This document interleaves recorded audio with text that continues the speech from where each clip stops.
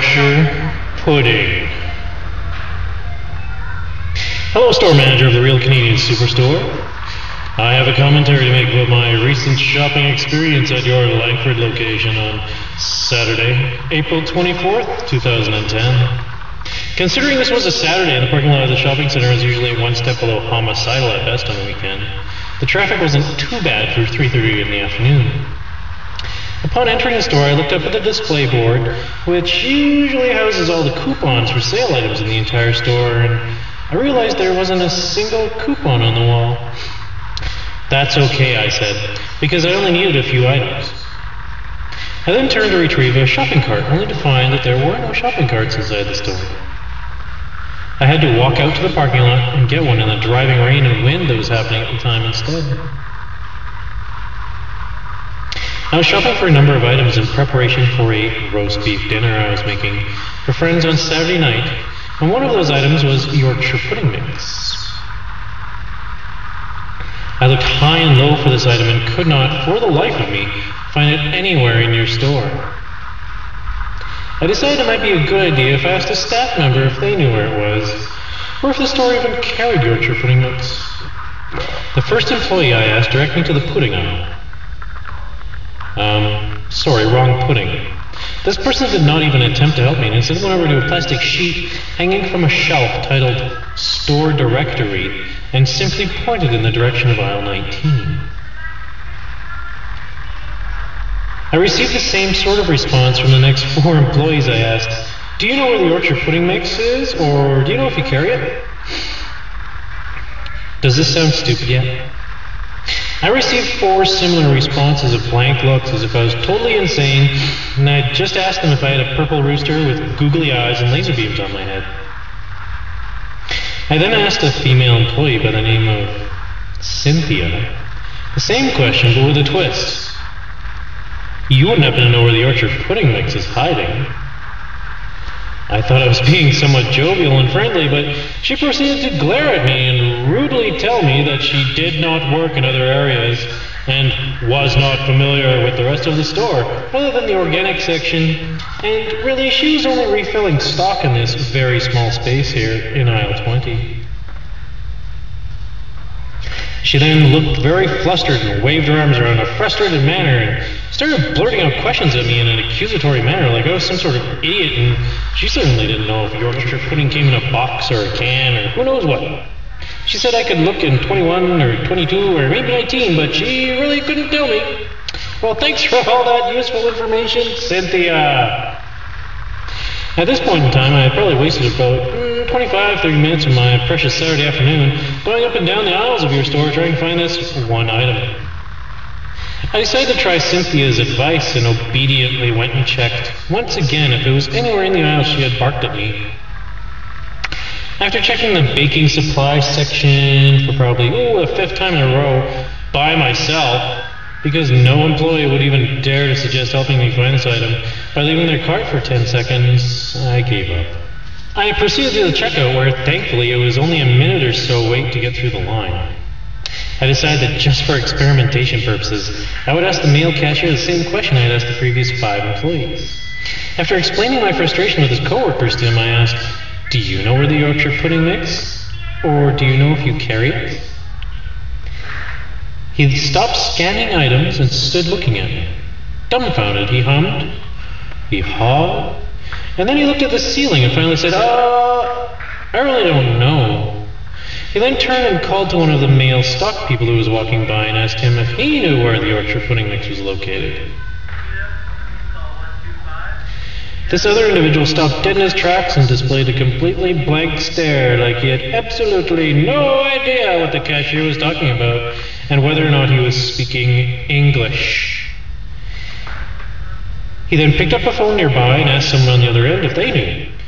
During the entire time this employee was on the phone, the cashier and I both stood and watched this happen in complete amazement. Without another word to anyone, the stock person then put down the phone, stared across the store with a blank look on his face, and that's it. I finally had to turn and look at the cashier and say, forget it, I'll go somewhere else. He then apologized for not being able to help me, handed me my receipt, and looked away with a very annoyed look on his face. You know, I was completely freaking amazed at this point that I was up to 7 grocery store employees who did not know what I was talking about. Oh, actually, this would be employee number 9 if you had the person on the phone, because the male stalker in the vegetable section I asked earlier actually had to go and ask someone else my question, who then told him it was in aisle 19 where the pudding is. Just ridiculous. If you're wondering, Yorkshire pudding may start out as a flour and water mixture, but it certainly is not a dessert. Finally, feeling like I was in some sort of colossal rip in space and time, where people of the world have never experienced the delight of eating Yorkshire pudding covered in gravy with roast beef, mashed potatoes, and possibly some corn, I put my $97 in groceries in my own 2 bags by myself and walked over to the customer service desk. Now, don't get me wrong, I am not one of those people who complain about everything and raise a big fuss with store managers or restaurant owners, but this time I felt like I had been wronged, and I was not the least bit happy about wasting half an hour of my day for a measly packet of pudding mix when I could be cleaning my house and cooking dinner for my friends who were coming over expecting to eat Yorkshire pudding with their goddamn roast beef. The cashier working the till at the customer service desk looked like the store manager in the picture hanging above her, right down to the glasses on her nose, but when I asked her if she indeed was a manager, she said no. She told me she would have to call her and have her come and talk to me. After she put the phone down, she told me that the regular store manager was not in today, but Cynthia would be right over to help me. I began to wait. My name didn't really register with me at first, but for the next 5 minutes I wasted standing there waiting for this individual. I slowly realized that the acting store manager was probably the same woman who had earlier been very rude, ignorant, accusatory, and generally unfriendly to me back in the cereal aisle where she was tending to her 12 boxes of organic whatever.